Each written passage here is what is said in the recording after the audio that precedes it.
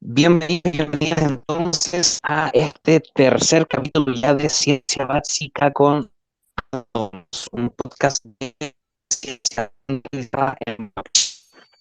El día de hoy hablaremos de un científico que yo creo que la mayoría de la gente no, que es Albert Einstein. Y bueno, nuestro en este capítulo nos va a estar acompañando no sé si estudiar, pero un estudiante que la carrera de ciencia y su nombre es Cristóbal Neira. Así que un poquito de ti, quién eres, qué estás haciendo y lo más que te gusta sentir atraído por las ciencias físicas. Bueno, muy buenas tardes, buenas noches por acá. Primero que todo, muchas gracias por la invitación al espacio. Reitero el agradecimiento ya, como te había comentado antes. Eh, Tal como mencionas, yo soy Cristóbal Neira, actualmente licenciado de la carrera de licenciatura en Ciencias con mención en Física de la Universidad Austral.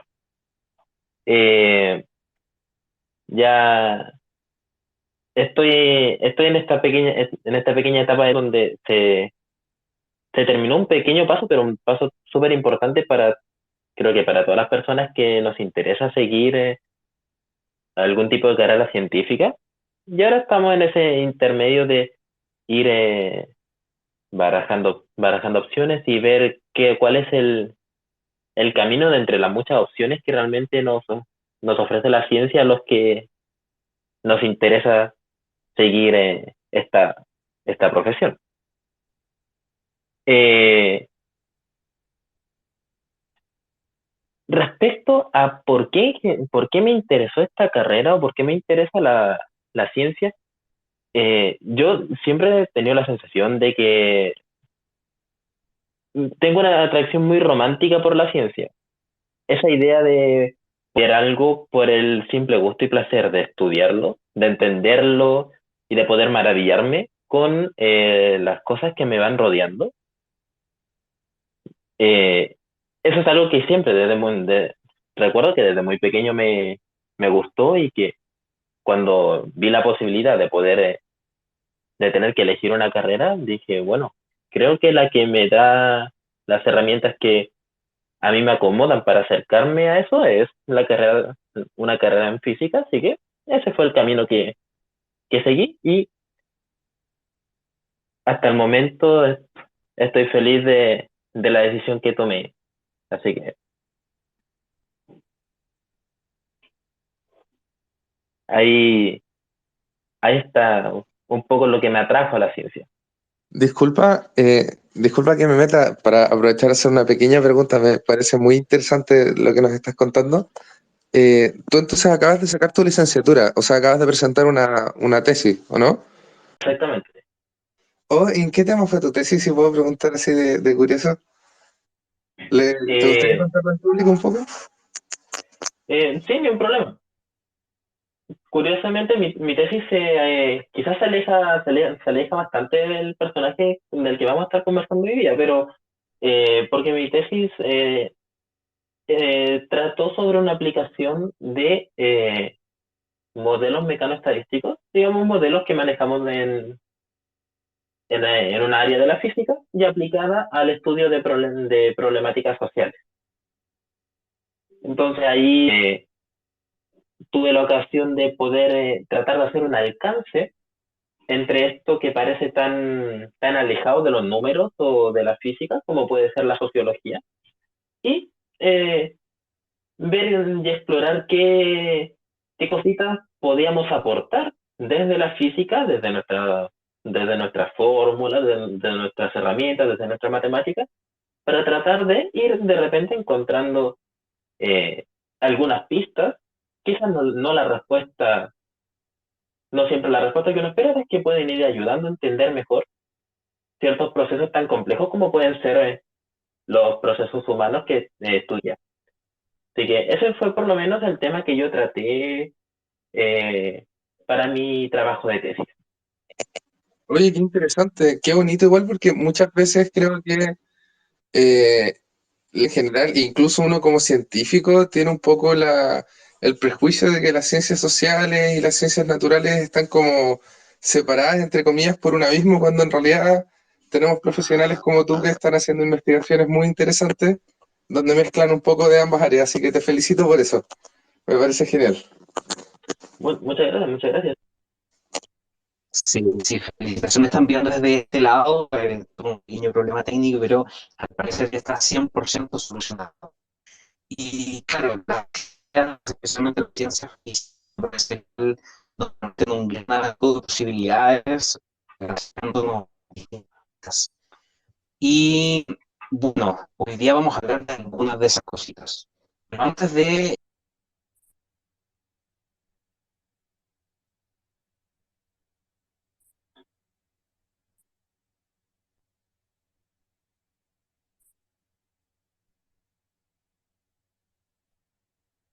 Mm,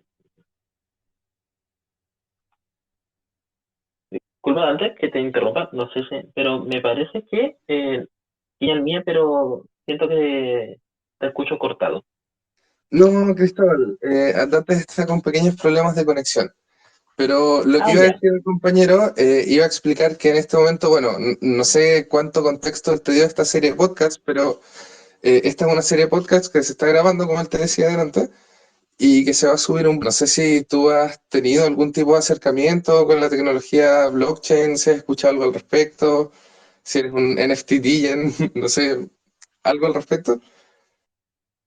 Eh, bueno, ciertamente antes me comentó un poco el contexto de este proyecto, me pareció sumamente interesante y de hecho por lo mismo quise aprovechar de interiorizarme un poco. No he tenido personalmente la oportunidad de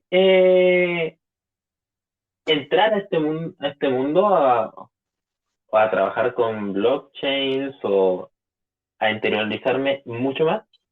Pero recuerdo que cuando en su momento se popularizaron harto todo esto de las criptomonedas y se empezó a hablar sobre la necesidad de nuevos métodos de seguridad, de ciberseguridad y demás, empezó a sonar mucho este tema del blockchain. Y recuerdo que hablaban sobre crear como esta suerte de infraestructura, esta suerte de red descentralizada eh,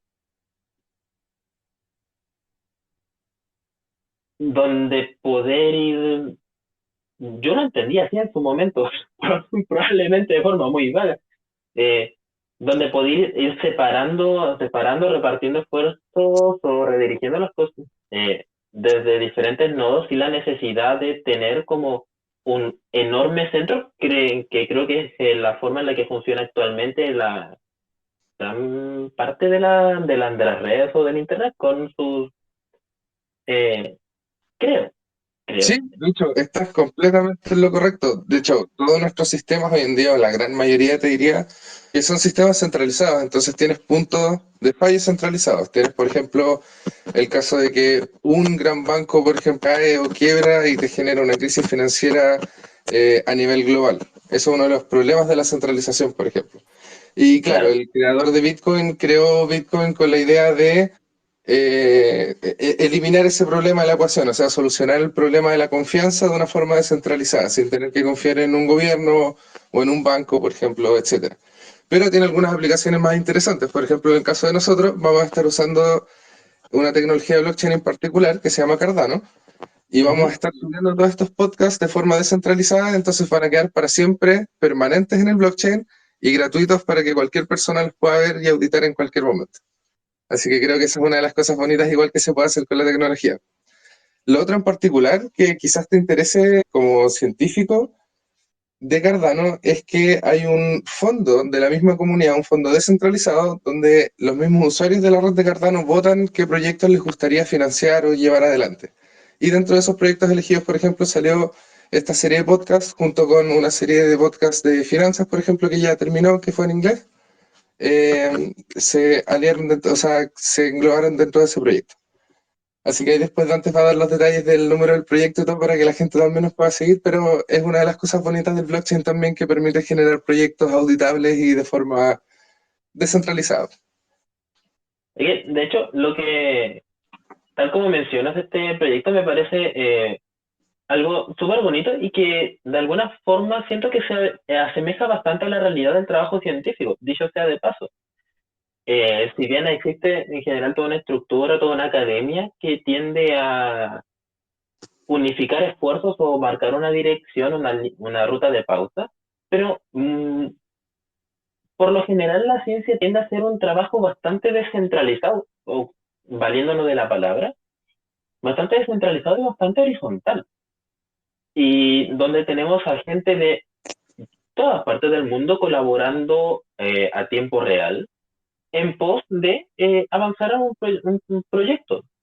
Y creo que me parece a mí que es un poco también el espíritu de blockchain o de esta misma iniciativa que tienen aquí con Cardano. Así que eh, mm, me gusta mucho. Sí, bueno, de hecho, relacionado a lo que tú mencionas, probablemente un problema que tú hayas discutido ya con tus asesores, con tus profesores o con tus colegas, es el tema de cómo funciona todo nuestro sistema de revisión de papers, por ejemplo, y de publicaciones, de journals, que igual, o sea, tiene sus pros y sus contras, pero es bien discutido dentro de la comunidad científica que puede generar un ambiente un poco tóxico para la misma ciencia. Y en ese sentido también el blockchain permite oportunidades de generar, por ejemplo, casas de publicación descentralizadas también, para que no toda la investigación científica, porque al final el conocimiento científico debiese ser un bien público, o así lo vemos nosotros al menos en Adatoms. Por eso todo lo que hacemos se sube al blockchain, cosa de que esté libre para todas las personas, para que puedan aprender de una forma equitativa también. Creo que Dante ya volvió, por si acaso vamos a ver ahí. Dante, ¿cómo estás? ¿Me Sí, se me escuchas? escucha bien. Sí, te escuché bien. Ya, ya, esperemos no volver a tener problemas. Lamentablemente, al parecer, hoy no me está acompañando aquí la conexión de internet. Pero bueno, cerrar un poquito más redondo. No sé si la red en la que se van a subir este podcast, en la red con la que estamos trabajando acá. Si no, bueno, nosotros estamos trabajando en Cardano, que es la única red de blockchain desarrollada siguiendo el método estricto, un poquito de la mano de lo que y que está basado en una investigación de las reales. Y por eso un poquitito nosotros consideramos que Cardano es, a nuestra opinión, la red de blockchain más segura y amigable con el medio ambiente. Ahora, hablando también sobre el tema del proyecto que fue financiado y que es posible este podcast, esto es gracias a Play Catalyst de la Cardano, que es una instancia democrática donde todos los usuarios que participan de esta red van votando por los distintos proyectos que se han. Y el código de nosotros es 9, siempre me olvido aquí, es 9000, perdón, 9013 en el font 9. Así que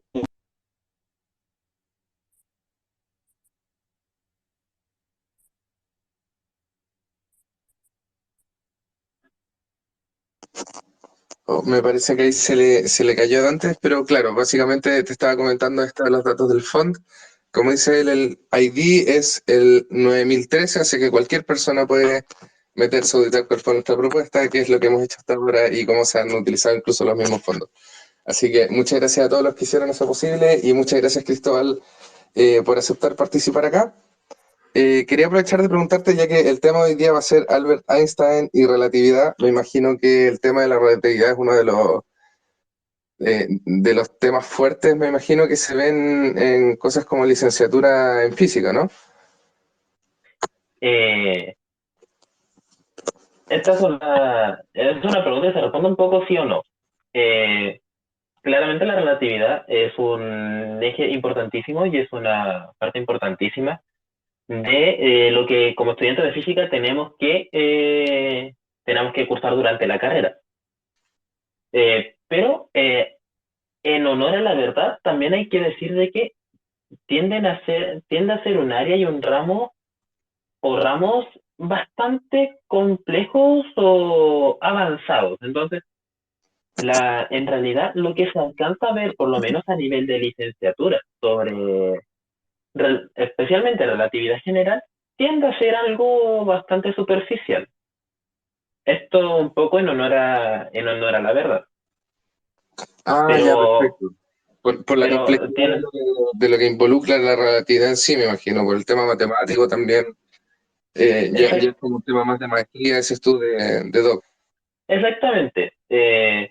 Lamentablemente hay momentos donde hacerlo un poco en cierto punto a mucho formalismo matemático, a la complejidad matemática, pero hay otros lados que no podemos vivir sin ello y la relatividad general en particular es una de esas áreas que depende mucho de contar con una muy fuerte base matemática, por lo menos para entrar a estudiarla formalmente en la carrera. Oye, y de en la carrera de física, o a ti como físico, ¿qué, qué te genera la figura de Albert Einstein? Viéndolo primero por el lado académico, partamos por el lado académico y después si quieres conversamos igual el tema un poco social, que igual tenía unas opiniones un poco radicales en algunas cosas, era bastante bohemio también, ahí se puede discutir bastante, ¿cierto? Entonces, pero partamos por lo académico. Bueno, Einstein es una de esas figuras, decir centrales, eh, creo que se queda poco. Eh, Einstein aparece en un momento de la ciencia, de la física en particular, eh, importantísimo, importantísimo.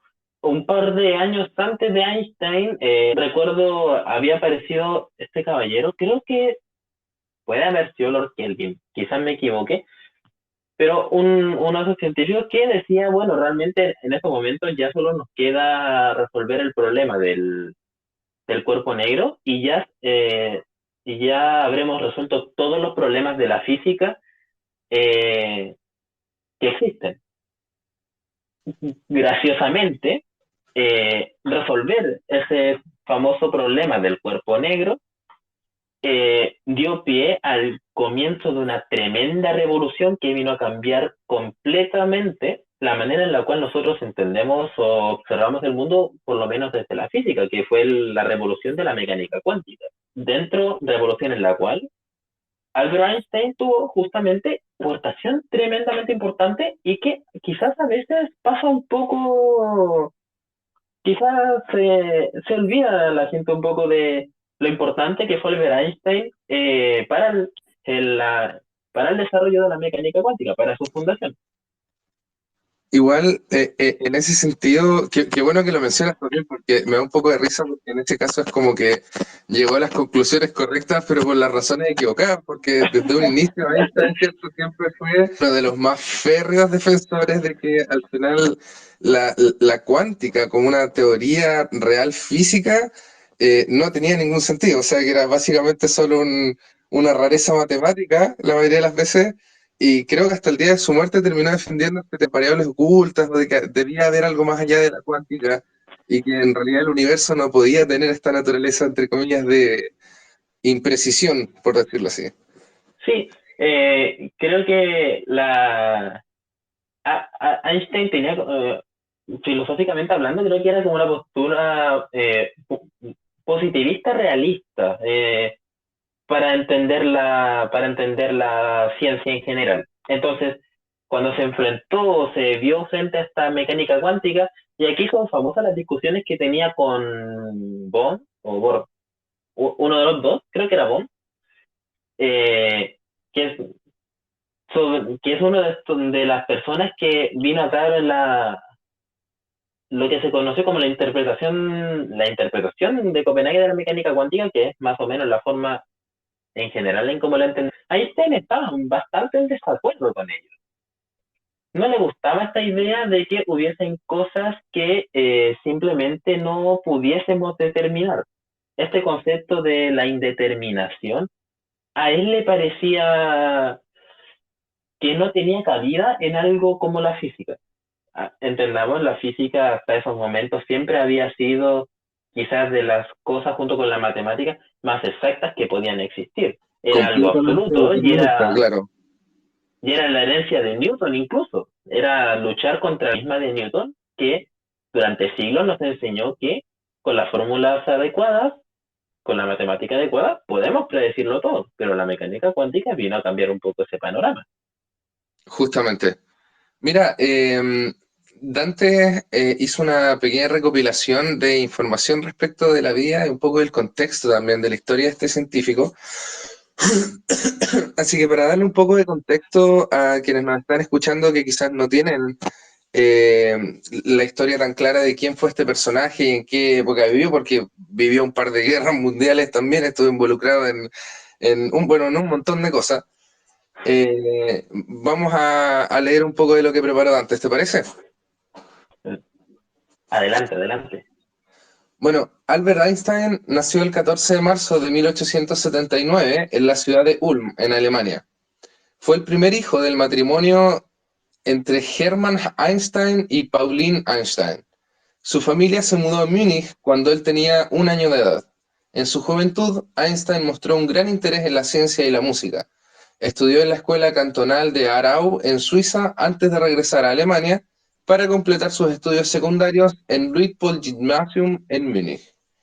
Después de graduarse en 1895, Einstein se matriculó en la Escuela Politécnica de Zúrich, en Suiza, con el objetivo de convertirse en profesor de matemáticas y física. Sin embargo, su rendimiento académico no fue excepcional y no obtuvo el título.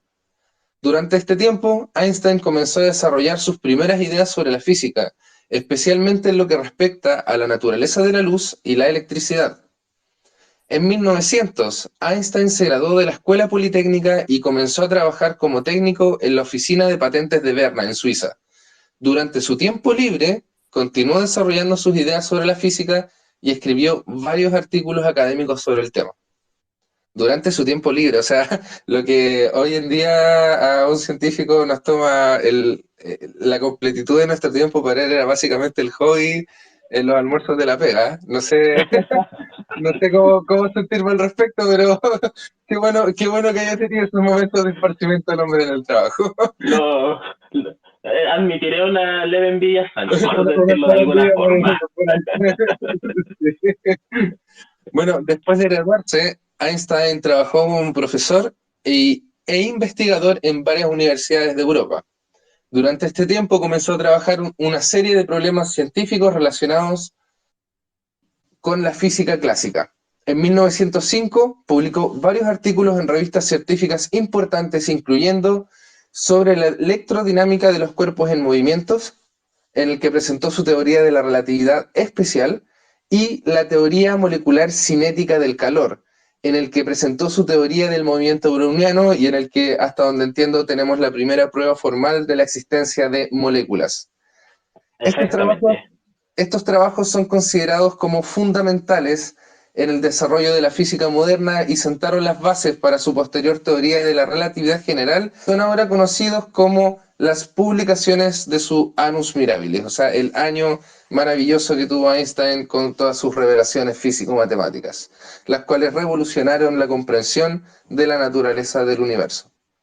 La teoría de la relatividad especial de Einstein estableció la relación entre la energía y la masa, y también describió cómo la velocidad de la luz es siempre constante, independientemente del movimiento de la fuente de luz o del observador. En 1915, Einstein presentó su teoría de la relatividad general, que describe la gravedad como una curvatura del espacio-tiempo causada por la presencia de masa o de energía. Esta teoría predice cosas como la que en ese tiempo eran también constructos matemáticos sin sentido, predice existencias de cosas como los agujeros negros, que no se confirmaron hasta varias décadas después. En el contexto histórico, Einstein vivió en un momento de grandes cambios en Europa y en toda la geopolítica mundial, incluyendo la Guerra Mundial y el surgimiento del nazismo en Alemania. A medida que el régimen nazi ganaba poder, Einstein, que era judío, decidió emigrar a Estados Unidos en 1933, según entiendo, después de que un amigo suyo científico también sufrió un atentado antisemita. Una vez allí, continuó trabajando en física y se convirtió en un activista político y pacifista. También trabajó en el desarrollo de las bombas atómicas, pero sabemos también, en sus memorias siempre se menciona esto, que estaba profundamente arrepentido de haber trabajado en el desarrollo de las bombas atómicas. Él siempre se consideró un pacifista, de hecho se negó a participar en cualquiera de las guerras mundiales, pero claro, su física de una u otra forma terminó permitiendo el desarrollo de la bomba atómica y el bombardeo de Hiroshima y Nagasaki posteriormente. En la década de 1940, Einstein trabajó en un intento de unificar la relatividad general con la mecánica cuántica, pero no tuvo éxito. Aún así, su trabajo y sus teorías han sido fundamentales para el desarrollo de la física moderna y han llevado a descubrimientos científicos importantes, como la comprensión de la naturaleza del universo y el comportamiento de la materia y la energía. Además de su trabajo en física, Einstein también fue un defensor de la paz y los derechos civiles. Se opuso al uso de armas nucleares y trabajó activamente para el control de las armas nucleares y la promoción de la paz mundial. También fue un defensor de varios tipos de derechos civiles y los derechos de los inmigrantes y se opuso principalmente al racismo y la discriminación. En los años 1950, Einstein continuó trabajando en su campo de investigación y publicando artículos académicos. Sin embargo, su salud ya comenzó a deteriorarse y sufrió varios problemas de salud, incluyendo enfermedad cardíaca y cáncer. Einstein murió el 18 de abril de 1955 en Princeton, en Nueva Jersey, Estados Unidos. Fueron cremados y sus cenizas fueron esparcidas en un lugar secreto para evitar que su tumba se convirtiera en un lugar de peregrinación. Su muerte fue claramente un gran golpe para el mundo científico y político, ya que Einstein había sido una figura importante en ambos campos. En resumen, la vida y obra de Albert Einstein fue marcada por su gran contribución a la comprensión de la naturaleza y del universo y su papel como activista político y pacifista. Su teoría de la relatividad especial y general revolucionó la física y llevó a una mejor comprensión del universo y del componente de la materia y de la energía. A pesar de los desafíos que enfrentó en su vida, como la inestabilidad política en Europa y el racismo, entre otros, Einstein nunca paró de trabajar en sus campos de investigación y en lo que realmente le apasionaba, que era la física fundamental. Incluso cuando, empezando sus estudios, se decía que no existía la física teórica, sino que la física era completamente experimental. Siempre también problemas ahí con los profesores, porque tenía ideas locas y no se concentraba en los experimentos, sino que había muchas ecuaciones en sus trabajos, como que en ese tiempo no les gustaba mucho a los físicos clásicos.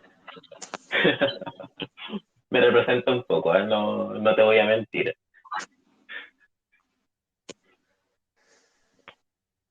De esta historia, ¿hay algo en particular que te gustaría rescatar? ¿O tienes algún otro dato de repente tú, Cristóbal, como físico, como miembro de la familia indirecta de Einstein, que nos puedas compartir ahí algún secreto turbio de familia entre físicos?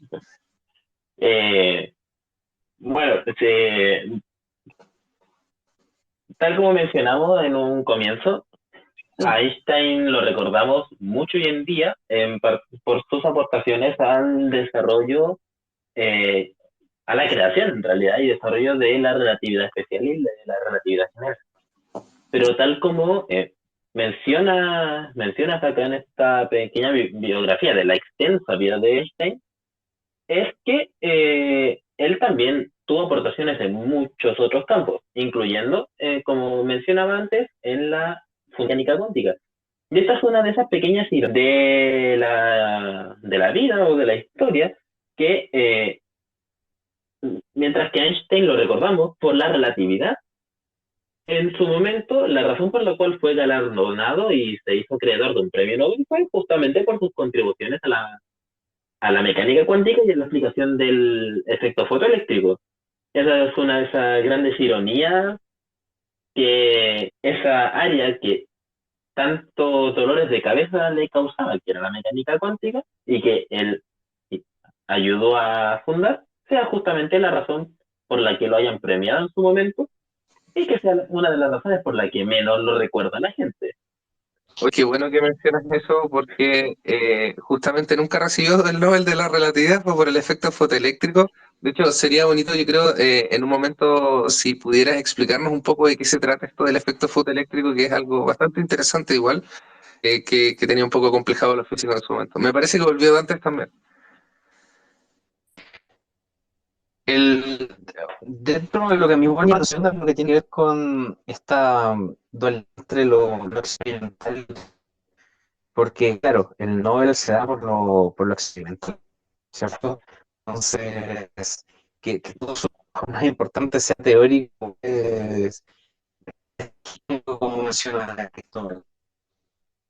No sé si quieres responder un poco lo que nos decía Andrés sobre explicar un poquito sobre el fotoeléctrico.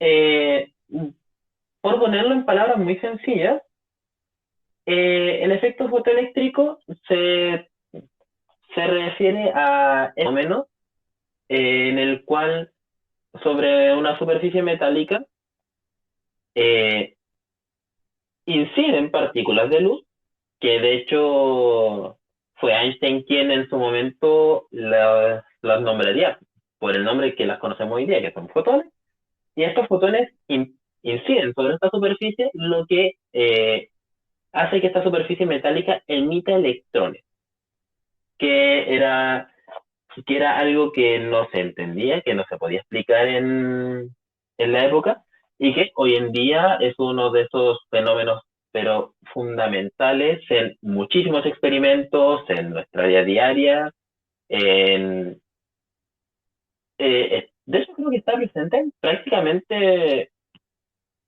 nuestro día a día. Sin duda alguna, el efecto fotoeléctrico es uno de esos fenómenos que estuvo siempre ahí y que hasta ese momento, hasta que no llega Einstein, no se logra explicar. Solo por dar un ejemplo bien concreto y una aplicación de efecto fotoeléctrico, pueden pensar las celdas solares. Las celdas solares, el principio más básico, más elemental de su funcionamiento tiene que ver con el efecto fotoeléctrico, por ejemplo. Entonces, para la gente que nos está escuchando, el efecto fotoeléctrico en palabras simples vendría a ser que esto se vio principalmente con metales, que nosotros los químicos al menos estudiamos mucho la capacidad que tienen los metales de dar electrones. Entonces, se trata de el por qué se observaba que al incidir luz de cierta frecuencia sobre placas metálicas terminaban generando una pequeña corriente eléctrica. Ese, Exactamente. ese es el efecto fotoeléctrico. Y fue el mismísimo Einstein el que terminó dando la explicación formal y bueno, la explicación que más que reconoce, ya se asume que es así, como que no veo muchos trabajos de investigación intentando cambiar mucho de lo que se conoce del efecto fotoeléctrico, porque en realidad viene siendo una explicación súper concisa y bastante sólida también. Absolutamente. Y bueno, en general en la obra de Einstein no ha hecho más que ir ganando comprobaciones y comprobaciones con el paso del tiempo. Tal como mencionamos, si bien a él se le galardona por el efecto fotoeléctrico y por su aportación a la creación de la mecánica cuántica, eh, quizás la única razón por la cual él no pudo recibir esto mismo por sus aportaciones a la relatividad y la relatividad general, muy posiblemente fue por limitaciones de la época. O sea, entendamos de que, por ejemplo, para una muy reciente demostración o confirmación de la teoría de la relatividad general de Einstein, vino de la mano de la confirmación de la existencia de las ondas gravitacionales, que fue uno, Fue como el que fue 2016, entre comillas, creo. ¿cómo? Me parece que fue como el 2016 esto del descubrimiento de las ondas gravitacionales así de forma ya más empírica. Eh, mm, no estaría seguro, ¿ah? ¿Eh? Sí, confirmo que fue el 2016 ahí por lo de los experimentos del LIGO, que es el Exactamente, observatorio, este observatorio láser de como interferometría, creo que se llamaba. Ah, exacto. justamente, tienes toda la razón, el Entonces, libro. imagínense, recién ahora en el 2016 se logró dar con un montaje experimental que permitió comprobar una de las muchas predicciones de la teoría de la relatividad de Einstein. Quizás sí, 101 años después, me parece, de que él presentase formalmente su teoría. Pero en estricto rigor, Einstein realmente tendría que haberse ganado por lo menos uno o dos premios Nobel más. Si somos honestos al respecto, se ¿Te los parece tenía más que justo? merecidos. Claro. Sí, claramente, Igual claramente. lamentable que no se pueda, no se puedan otorgar cosas póstumas en el sentido del Nobel, pero algún premio tiene que haber por ahí que quizás hasta se ganó. Oye, Bueno, Cristóbal, te quería hacer una pequeña pregunta, ya que mencionaron el LIGO.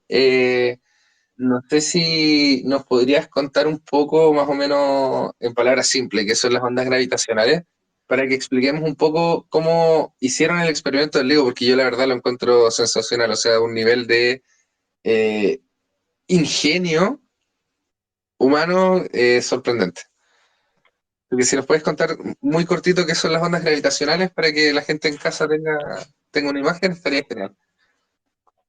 eh, bueno, anticipo que esto quizás se escapa un poco de mi área de mi área de expertise, eh, pero a muy grosso modo, eh, pensemos que si arrojamos una piedrita en el agua, esto es una muy mala metáfora, pero no va a servir para ilustrarlo, ¿ok?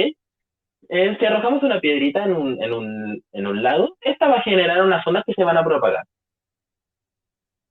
Creo que más o menos todos lo podemos imaginar. Cuando en el universo, cuando tenemos cuerpos extremadamente masivos, como pueden ser estrellas de neutrones, agujeros negros, y estos interactúan, colisionan, entendemos que estos son cuerpos tan grandes que tienen un tremendo impacto en cómo afectan al espacio-tiempo que los rodea. Entonces, al momento de interactuar dos cosas como dos agujeros negros, eso es un fenómeno tremendamente violento, digamos. Y las ondas gravitacionales vendrían a ser como esas ondas que nosotros vemos cuando lanzamos la piedrita en el agua, pero son ondas que se propagan en el espacio-tiempo, se propagan a través del universo y lo que hacen, y que fue la manera en la cual la gente de LIGO las pudo confirmar, es que estas ondas van deformando el espacio-tiempo. Entonces, si tenemos como una reglita o una cruceta, que para ambos, que un palito mide un metro y el otro palito mide un metro, al atravesar una onda gravitacional por esa cruceta, uno de esos lados quizás mientras va cruzando la onda gravitacional, quizás uno de esos lados va a medir un poco más o un poco menos, se va a deformar producto del paso de la onda gravitacional. Es una Creo que es la forma más sencilla que se me ocurre de ilustrarlo y quizás se aleje un poco de la formalidad, pero me parece que es una forma de visualizarlo. No, creo que a la gente en su casa le dejaste una imagen súper certera. O sea, al final, mira, creo que los físicos y los químicos abusamos mucho de esta metáfora de la piedrita en el estanque de agua, ¿eh? Pero no es culpa nuestra de que el universo responda también a ese modelo. Sí, ahora Parece agradable. para que se entienda bien igual, este experimento que hizo Livo, igual lo hizo con instrumentos súper, no sé, gigantescos, ahí trabajando con láseres y con un presupuesto enorme, donde en vez de estar separados, no sé, un metro o por un palito, como decía Cristóbal, fueron cerca de 3.000 kilómetros de distancia que estaban separados un sensor de otro y las ondas creo que medían 4 kilómetros de longitud, porque se necesitaba así un instrumento de medición de exacto o de gigante para poder encontrar las percepciones, o sea, estas variaciones ínfimas, porque fueron minúsculas, pero se lograron medir. Sí, Sí, básicamente. Oh, lo siento, uh -huh. Cristóbal. Dime nomás, quería hacer una pequeña acotación nomás sobre el live. Cuéntame. De hecho, justamente, solamente para que se traten de hacer una idea de lo complicado que fue este experimento, que tengo entendido que el lugar donde se construyó este enorme laboratorio, que era una instalación donde se tuvieron disponer, calibrar unos láseres para recorrer un tubo de, creo que eran más de 4 kilómetros de largo, eh, era tan la sensibilidad, era tan sensible ese experimento que de hecho el área alrededor, a no sé cuántos metros o kilómetros alrededor del recinto, tenía hasta incluso prohibido el tránsito de vehículos. Porque el paso de un camión en las cercanías podía hacer que los láseres o este experimento se moviera un poco y, generase algún tipo de detección o descalibrase todo. Fue realmente una proeza enorme para este equipo de trabajo. Fue realmente una tarea magistral y titánica. En este punto creo que siempre la gente se pregunta, a ver, pero estamos, porque al final lo que estamos viendo con el LIGO, ¿cierto? Es uno de los eventos más energéticos que existen en el universo. O sea, estamos viendo la colisión de dos agujeros negros. ¿Cómo va a ser tan difícil sentir eso? Y bueno, el tema es que están a distancias astronómicas, o sea, están lo suficientemente lejos para que aún así ese nivel de energía se disipe a un punto en que es casi imposible detectar.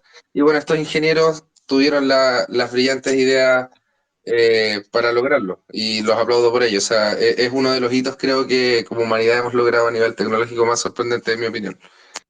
Sí, absolutamente, absolutamente. Me parece que antes quería decir algo. No. O sea, iba a acotar que el San Google aquí me ayudó y son exactos 4 kilómetros los que miden. Perfecto, Y en una perfecto. rectitud completa. Si no, no hubiera sido posible esto.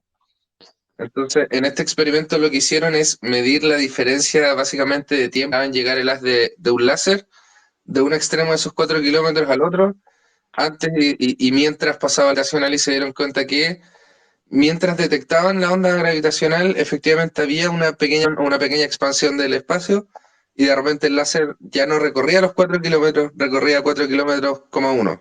Y ese coma uno es la desviación provocada por la onda gravitacional. Exactamente. Quizás para la gente que no está muy familiarizada con el trabajo científico o con el trabajo experimental o de laboratorio, puede parecer algo súper de repente trivial o no se oye no es un wow, no es el pensar, ya midió un 0,00001 de diferencia. Pero y esto es algo súper bonito y súper potente que, volviendo a la figura de Einstein, eh, lo potente, lo importante de estos experimentos y de la teoría de Einstein, en este caso de la relatividad, es que justamente su teoría predice ese 0,0000001 de variación que nosotros fuimos capaces de medir. Y muchas veces medir algo es tremendamente complicado. Por eso es que justamente fue el experimento algo tan importante y nos viene a recordar lo tremendamente importante y crucial que es la figura de Einstein para el avance y el desarrollo de la física y de la ciencia. Claro. Ahora, mencionaste la relatividad, Cristóbal. No sé, bueno, sí que ya se ha mencionado, se ha tratado de explicar un poco, pero hay dos relatividades, así a grosso modo, que hablan del trabajo de Einstein, pero hablemos un poquitito de la relatividad especial, ¿te parece? Vamos a ello. Y vamos a partir como definiéndolo un poquitito, porque la relatividad especial es esta teoría propuesta por Albert Einstein en 1905, que describe justo el cómo es que la gravedad afecta a los distintos objetos en movimiento y se basa en dos principios fundamentales, que es primero el principio de la relatividad, donde todos los fenómenos físicos que suceden a nuestro alrededor o incluso dentro de nosotros, deben describirse como de la misma manera para cualquier observador inercial. O sea, aquellos que se mueven con la misma velocidad de manera constante en relación a un sistema de referencia. Y por otro lado, tenemos también que las leyes de la física son las mismas para cualquiera de esos observadores. Por eso la velocidad de la luz, por ejemplo, es constante en el vacío para todos estos observadores, independientemente de la velocidad de la fuente de la luz o la velocidad de quien esté observando la luz. Y son estos principios los que llevan a algunas consecuencias sorprendentes, como lo que se mencionó hace poquito de que el tiempo y el espacio son relacionales. Esto de decir que se relacionan entre sí, pero dependen del observador y del sistema de referencia. Y ahí entra un poquitito el tema de esta famosa ecuación donde la masa y la energía están relacionadas entre sí.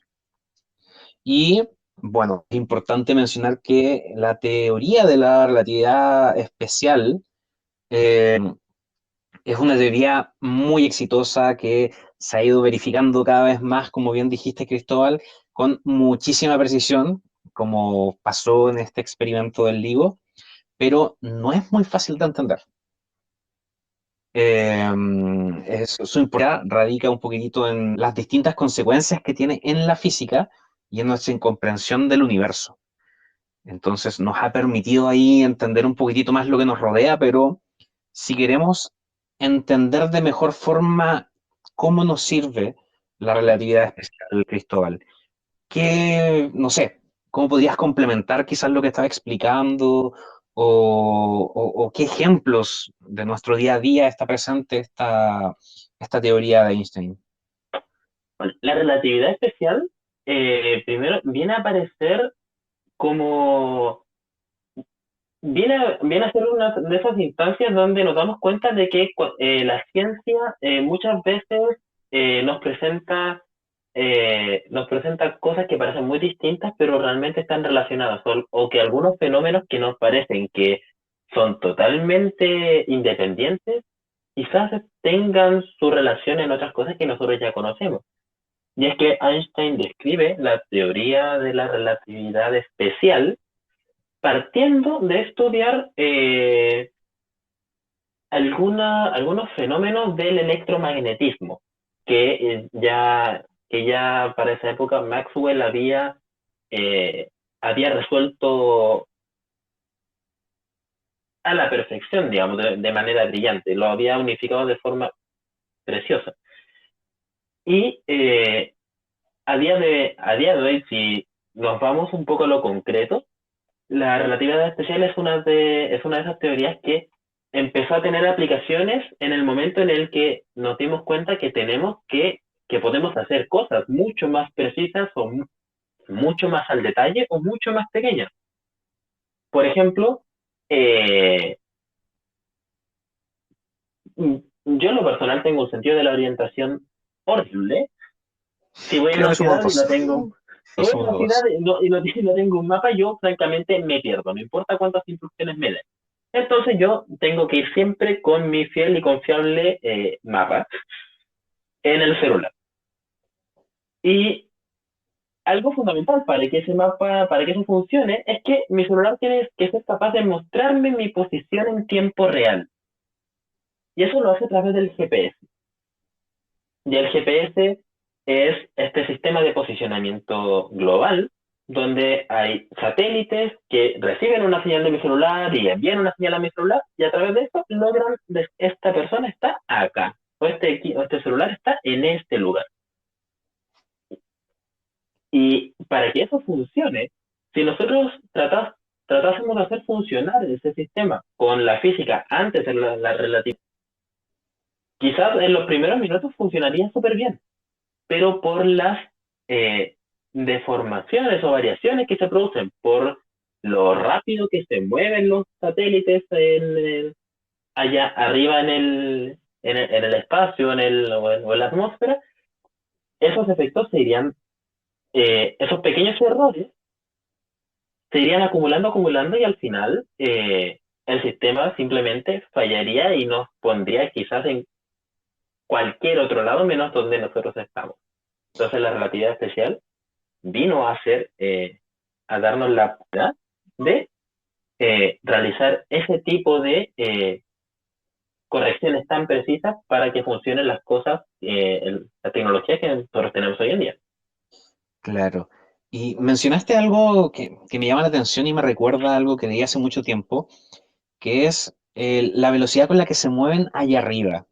Y en ese sentido, recuerdo una experiencia, bueno, se habla como la paradoja del hermano gemelo, creo, creo que es la paradoja del hermano gemelo, esta que habla de Sí, que alguien se queda en la Tierra con un reloj ultra preciso, se va una persona al espacio en órbita con otro reloj exactamente igual de calibrado y ultra preciso, pero cuando vuelven hay una diferencia entre uno y otro. Eso igual está explicado por la relatividad especial, ¿cierto? exactamente, exactamente. Y de hecho, hay experimentos que se han hecho. No se manda gente al espacio solo porque nos guste ver la Tierra desde arriba, sino que se han hecho en varias ocasiones eh, este experimento de enviar un reloj atómico, que es un reloj tremendamente preciso, pero tremendamente preciso. Y se envía al espacio y se compara con uno que queda en la Tierra. Y producto de la velocidad a la que se mueve a la que se están moviendo los satélites, es que el paso del tiempo para el reloj que está en el espacio es distinto al paso del tiempo del reloj que está en la Tierra. Esta es una de esas cosas que de repente suena casi a fantasía, quizás, O sea, yo pero lo escucho y si no soy capaz de entenderlo, me imagino que alguien viajó en el tiempo, derechamente. Una fracción quizás muy pequeñita, pero viajaron en el tiempo, o no? eh, sí, es una forma que quizás se puede prestar para malinterpretación, pero sí, Sí. técnicamente es un pequeño viaje en el tiempo, pero que eso puede ocurrir hacia el futuro. Solamente hacia el futuro, y de hecho, una de las cosas que nos permite demostrar, aquí para todos los que nos gustan las películas de ciencia ficción, es una triste noticia, pero por lo menos hasta donde hemos podido demostrar, o ha podido demostrar la ciencia hoy en día, es que, tal como dice la relatividad especial de Einstein, los viajes en el tiempo son posibles, pero solo hacia el futuro, no hacia el pasado, así que por lo menos podemos estar tranquilos de que no va a volver un Terminator a buscar a Sarah Connor, así que tranquilidad al respecto. Claro, Pero entonces, sí, y hablando de paradojas, la paradoja del abuelo tampoco ocurriría. exactamente, exactamente. El, pero ya mencionamos un poquitito lo que es la relatividad especial y que tiene estas como contribuciones a nuestro día a día, que tengamos un día a día mucho más fácil, más ligero, a través del GPS, de los relojes ultra exactos. Incluso sé que tiene aplicaciones a los que estudian astronomía también, para poder estudiar el efecto del lente gravitacional, entre otros. Pero hablemos de la otra relatividad, la general. Así que voy a describirlo un poquitito y ahí nuevamente hablamos de esto, porque la relatividad general es una teoría científica puesta por el mismísimo Albert Einstein que describe la gravedad como una curva en el espacio-tiempo. Difícil de imaginar, pero sigamos, porque esta curva del espacio-tiempo está causada por la presencia de masa o energía. Y esta relatividad general es una extensión de la relatividad especial que se enfoca específicamente en la gravedad y en movimientos muy veloces, y entendiendo por muy veloces que sean muy cercanos a la velocidad de la luz. Ahora, una forma sencilla quizás de tratar de entender la relatividad general es pensar en un colchón inflable, con una persona sentada ahí a un costado. Y podemos pensar que esta persona es como esta masa muy... Y el colchón vendría a ser el espacio-tiempo. Entonces, cuando la persona se sienta, al tener mucha masa, el peso de esta persona va a curvar el colchón, lo va a hundir. Y eso va a crear como pequeña depresión o deformación o gravedad. De manera similar, llevándolo ya a la realidad más, no sé, a gran escala del espacio, si nosotros tenemos una masa muy grande en algún lugar del espacio, como una estrella o un planeta, esta curva el espacio-tiempo a su alrededor, creando esta pequeña como depresión, pero ya no en dos dimensiones como el colchón, sino que en las tres dimensiones. Y esto hace, por ejemplo, que los objetos con masa se atraigan entre sí como la Tierra y la Luna. La relatividad general también habla o nos ayuda a predecir algo que se comprobó hace no mucho con el tema de la primera imagen de los agujeros negros, ya que habla sobre la predicción de la existencia de estos agujeros negros y de distintos fenómenos que suceden a su alrededor, siendo los agujeros negros estas regiones del espacio-tiempo donde la gravedad suele ser tan, pero tan fuerte que nada logra escapar de ellos, ni siquiera la luz logra escapar de ellos. Y me imagino, Cristóbal, que la relatividad general también debe tener aplicaciones en nuestro día a día, ya sea de manera directa o indirecta, ¿o no? Sí, quizás la relatividad general sea una de esas teorías que cuesta un poco visualizar sus aplicaciones más directas, por lo menos a nuestro día a día. Sin embargo, esta fue completamente fundamental y necesaria para explicar algunos fenómenos que hasta que Einstein no propone su teoría, no tenían ninguna explicación. Por supuesto que tiene algunas aplicaciones más prácticas, como realizar algunas correcciones al mismo GPS, por ejemplo, pero hay un caso muy particular que me gustaría mencionar, que es algo que permitió resolver la teoría de la relatividad general. Y es que sucede, o pasa, resulta y acontece, que anterior a la relatividad general, la forma que teníamos de explicar la gravedad era a través de la teoría de gravitación universal que propone Newton por allá, por el año 1600, puede ser, o por ahí, creo. Sí, sí, sí, sí, cercano a 1650, creo. Bueno, la teoría de Newton, o la ley de Newton, de la gravitación universal funciona bastante bien. Funciona bastante bien para describir el movimiento de la Tierra, funciona bastante bien para describir el movimiento de la Luna alrededor del Sol y de la mayoría de los planetas. Pero había un planeta cuyo movimiento alrededor del Sol no era posible que fuese explicado con la teoría de la gravitación universal de Newton. Simplemente no había manera que nosotros, ocupando esa ley de Newton, lográsemos recrear o predecir el movimiento de Mercurio y que esa predicción coincidiera con lo que los astrónomos podían observar. Entonces, este comportamiento anómalo en la trayectoria de Mercurio fue un problema que no se pudo resolver y que se hicieron un montón de intentos, modificando la ley de Newton, cambiando con los factores, muchos intentos, pero no fue hasta que Einstein propone la relatividad general que al momento de ingresar los datos, digamos, poner la información en las formulitas que propone Einstein, es que recién ahí la, se logra, se logra explicar y predecir el movimiento de Mercurio alrededor del Sol con una precisión inimaginable hasta la época. Y no solamente eso, sino que se intentaron hacer quizás un modelo solo para explicar el movimiento de Mercurio, pero no hay ninguna razón para que Mercurio tenga su formulita para el Sol, ¿no es cierto?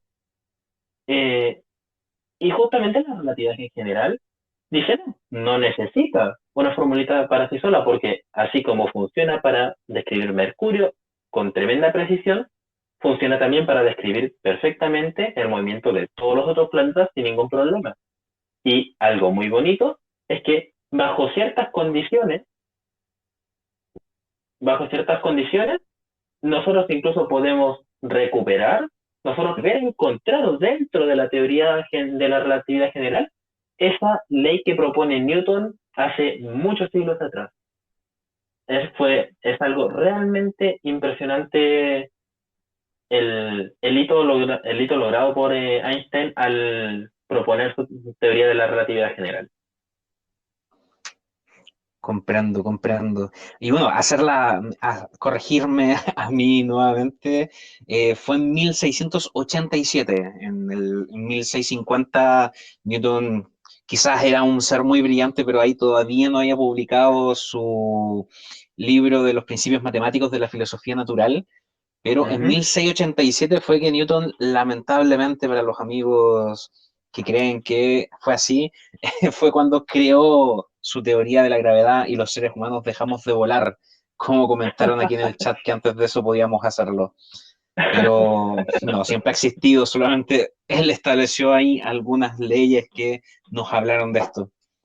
Pero claro, entiendo ahí bastante de esta como, no sé si decir ventaja, pero sí esta como ayuda a entender un poquitito nuestro entorno, y me imagino que le ha servido bastante a la gente que está estudiando o trabajando en el área de la astronomía para poder entender mejor el cosmos y todo lo que sucede ahí arriba. Ah, Pero ah, entiendo también de que no solamente en cosas tan grandes nos ayudó la física a través de la relatividad general, sino que también a microescalas o escalas, no sé, qué tan chiquititas, porque creo que también ayuda a la física de partículas en escalas subatómicas, ¿o no? no, no sabría responderte con certeza, principalmente porque la gravedad, que es el gran fenómeno que viene a explicar la relatividad general, la gravedad es un fenómeno que ocurre a muy grandes escalas. Hablamos de cosas enormes del tamaño de la Luna, del tamaño de la Tierra. Recién ahí, los efectos de la gravedad son significativos, digamos. Creo que la gran mayoría habremos visto en algún momento las grabaciones del alunizaje y vemos no voy a entrar ahí a las discusiones de si se llegó a la Luna o no. No. Sí, sí, las teorías conspirativas dejémoslas para quizás otro podcast. Pero creo que todos hemos visto cómo están los astronautas que van saltando por la Luna. Y eso no es porque estén tan fuerte que puedan ir saltando así, sino porque la gravedad de la Luna, aun con lo grande que es, tampoco es tan fuerte como para que ellos vayan pegados a la Tierra como lo hacemos aquí en el planeta. Entonces, yo no estaría seguro si es que muy posiblemente sí ha tenido sus contribuciones a otras áreas de la física, quizá como la física de partículas o la física nuclear, pero no sabría decirte a ciencia cierta cómo. Aquí es esto para hacerlo lo más transparente posible. Claro, por supuesto, es uno de los principios aquí de lo que estamos haciendo. Siempre pueden presentar dudas que no sepamos responder, pero eventualmente podrán ser respondidas en un próximo capítulo o en un próximo proyecto también, si es que nos dedicamos exclusivamente a eso. Ujú. Pero entiendo que claramente son aportes importantísimos para nuestro día a día, para las ciencias como tal. Y, y supongo que son realmente revolucionarios, no solo para la época, sino que siguen siendo revolucionarios hasta el día de hoy, ¿o no? Sí, y de hecho, aquí quiero quizás conectar varias cosas algunas que incluso se mencionaron al comienzo, ¿eh? Porque hemos Dale, hablado sobre. ¿Cómo? dale, dale. Ah, ya. Porque tal como dijiste, hemos hablado mucho de la relatividad, pero la relatividad como concepto es algo que viene desde los tiempos de Galileo. Galileo propone primer concepto de relatividad y que es quizás la relatividad que nosotros podemos experimentar día a día. Si yo lanzo una pelota en un bus y mido su velocidad, va a ser distinta a la velocidad que mide quizás una persona que, ¿cómo se dice? Pistolea o ocupa una pistola para medir la velocidad de la pelota desde fuera del bus en movimiento. Eso es un ejemplo de algo que ya describía Galileo, que es un tipo de relatividad. Luego la relatividad especial viene a decir que esto, además, eh, que estas diferencias entre lo que observa un observador y otro tienen algunos límites naturales y que son intransables. Y ese es el límite que nos impone la velocidad de la luz. La luz eh, aparece como límite natural, una barrera que no podemos superar. No hay manera en la cual ningún tipo de objeto o cuerpo con masa pueda alcanzar la velocidad de la luz, y eso es algo que nos demuestra, que postula la teoría de la relatividad especial y que luego han ido confirmando los experimentos. Pero, ¿por qué se ha puesto a colación? Porque justamente esta teoría de la relatividad especial trae entre medio de toda su matemática quizá una de las fórmulas más famosas de toda la historia. Quizás hay tazas poleras con esta fórmula en todas partes, que es esta E igual a mc cuadrado. Creo que, Claro. y esta fórmula, tal como mencionaste todo en su momento, nos viene a decir de que la masa y la energía vienen a ser como dos caras de una misma moneda. Y, y lamentablemente, en su momento, el descubrir esto, por supuesto, la ciencia, no, nadie puede decir de que Einstein haya descubierto esto pensando en generar algún tipo de mal, pero esta formulita fue fundamental y fue la base para todo el desarrollo de los proyectos de las bombas atómicas, eh, que tuvieron los resultados que creo todos conocemos. Y justamente a raíz de eso, lo mencionaron en un comienzo, Einstein, aunque él estaba muy en contra de la guerra, muy en contra de que se utilizase la ciencia en general para dañar a la gente, él, él se sintió de alguna manera un poco responsable al final apoyar el desarrollo de estos proyectos científicos, quizás por el contexto histórico en el que están, en el que había que detener, en este caso era el avance de la Alemania nazi. Eh, pero él, durante el resto de su vida, se dedica muy fuertemente a la defensa, uno, de los derechos humanos, a luchar contra la proliferación nuclear.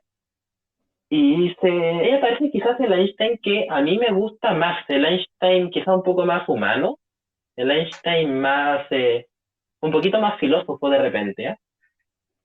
Un personaje que al, creo que a las ciencias muchas veces se nos acusa de vivir un poco como apartados del mundo, con este concepto de la torre de marfil. Como nosotros estamos en nuestra torre apartados y el mundo lleno.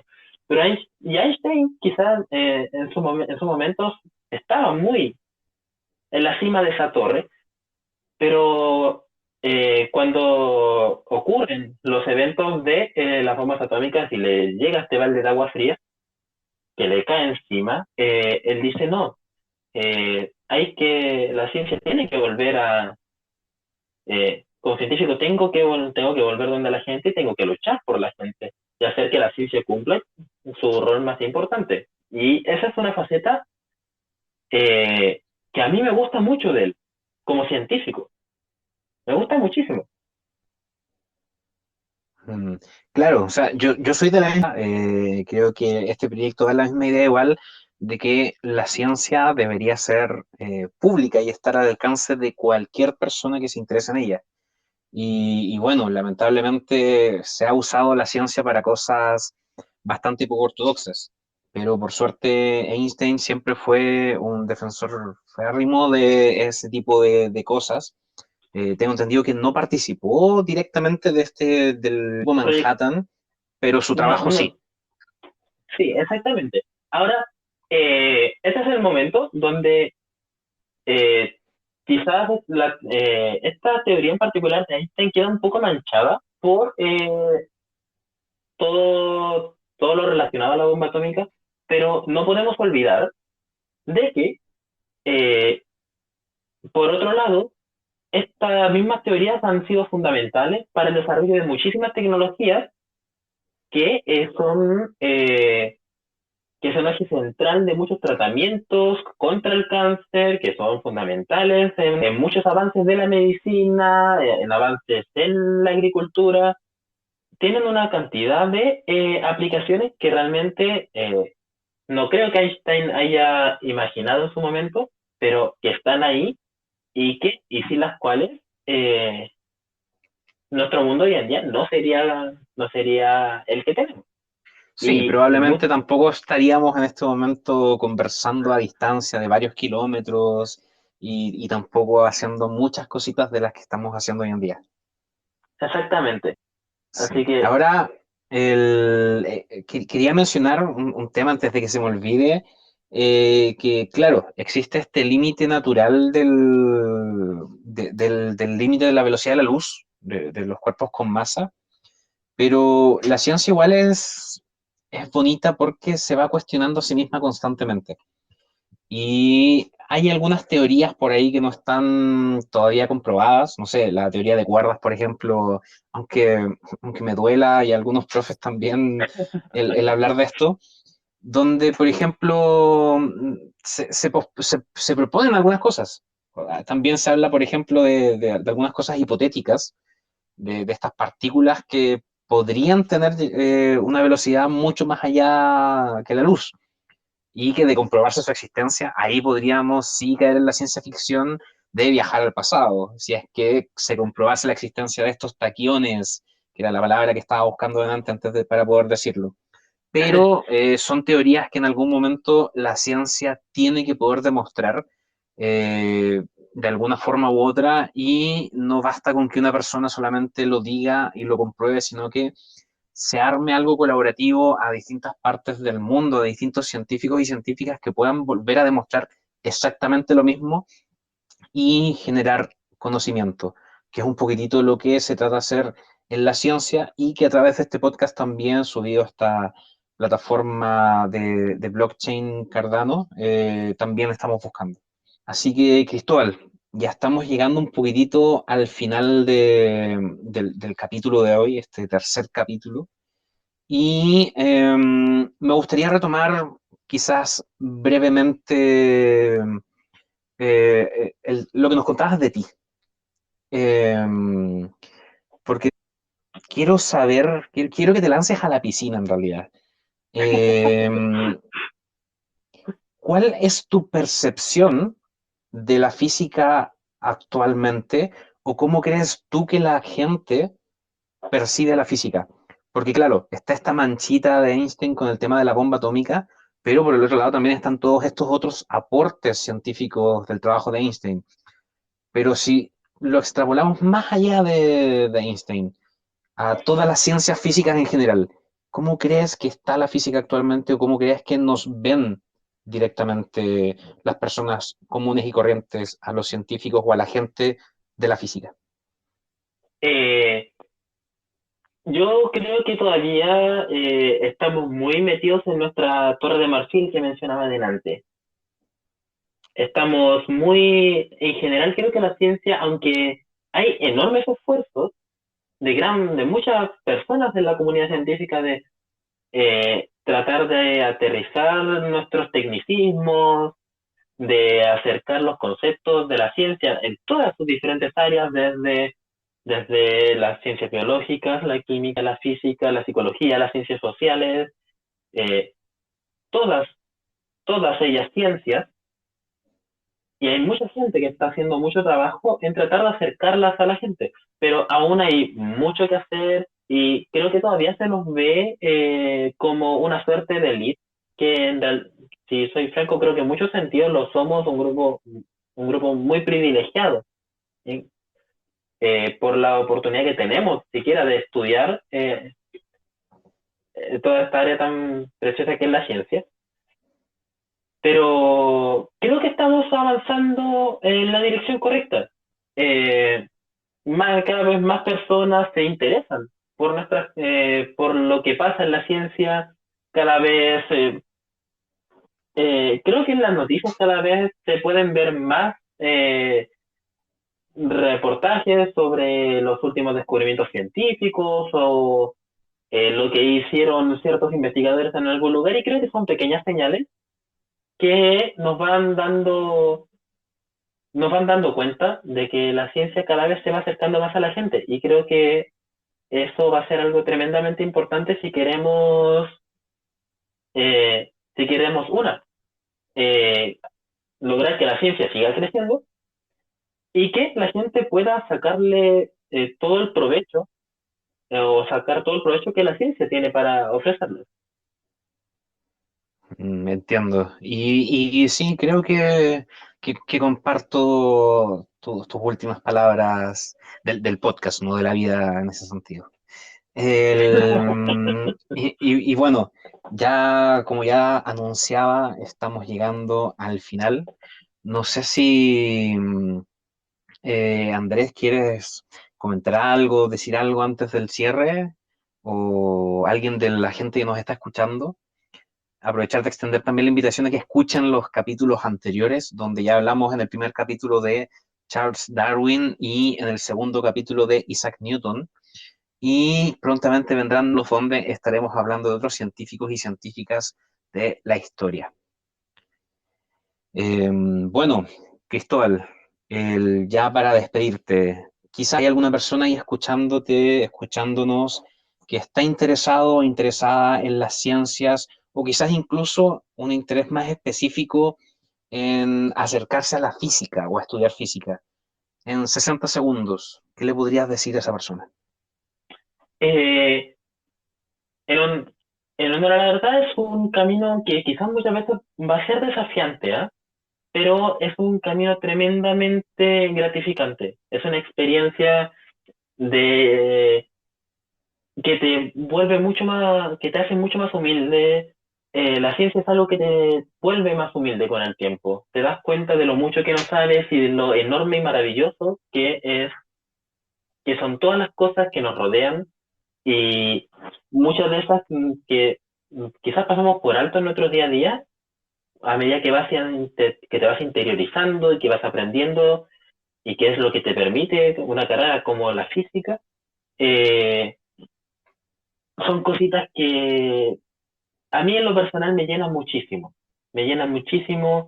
y pensar quizás en algo mucho más grande para contribuir, ojalá al progreso de la humanidad, si es que se me permite el soñar un poco. Así que yo siempre voy a decir, adelante, eh, inténtenlo, pongan todo su esfuerzo, y no porque la ciencia que necesitamos mucha gente, y toda persona puede realizar su aporte a esta tremenda comunidad. Todos, todos, Claro, todos. desde aportes chiquititos como el que estamos haciendo ahora con este pequeño podcast, a aportes mucho más grandes como el que quizás nos dejó Einstein en su trabajo y en su legado hasta el día de hoy, y quizás el trabajo de cualquier otro científico y científica que hemos tenido hasta la actualidad y que tendremos a futuro.